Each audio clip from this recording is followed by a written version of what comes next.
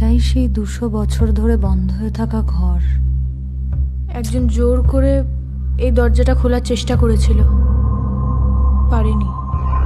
কদিন পরেই সেই লোকটা সুইসাইড করেছিল। মা মনসা নাকি তার স্বপ্নে আসতেন আর ওনাকে ডাকতেন। বলি রাজি, বৌদি ভাই, সাহসটা একটু কন্ট্রোল করো। কি রে, জানতাম তোরা এখানে থাকবি। এই ঘরটা অভিশপ্ত। এটা তো মহেন্দ্রনাথ মিত্রর শোবার ঘর। 200 বছর আগে নাগপঞ্চমী উৎসবে মা মনসার মূর্তি জ্বলে উঠেছে। সেই বছরই মহেন্দ্রনাথের বিয়ে হয়।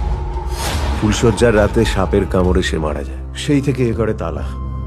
সবার বিশ্বাস যে মা মনসার সেই কালনাগিনী আজও এখানেই থাকে।